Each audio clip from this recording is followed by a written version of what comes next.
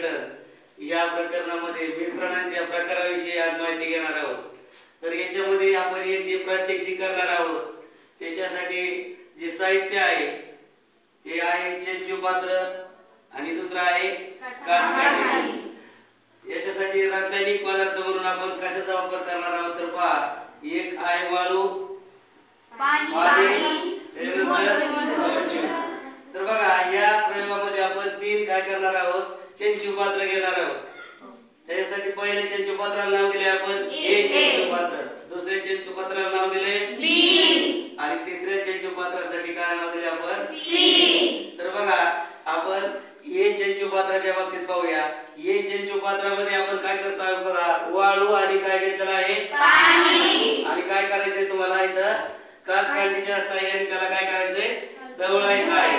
ढवळल्यानंतर काय होईल,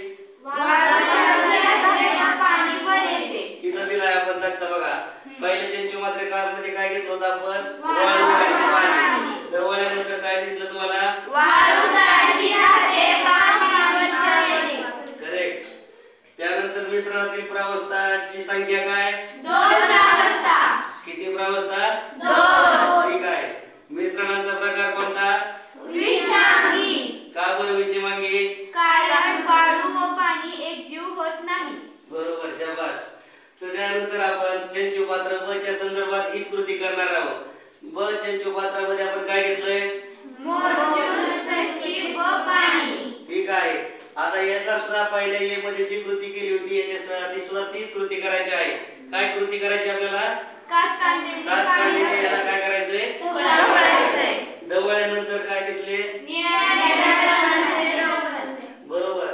त्यानंतर मिश्रणातील प्रावस्थाची संख्या किती, किती, 1 प्रावस्था। शाबास। त्यानंतर मिश्रणांचा प्रकार समभांगी। कोणता, समभांगी।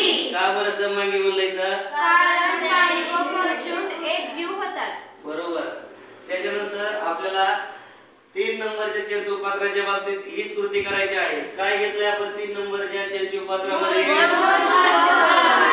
मोरचूर आणि वाळू।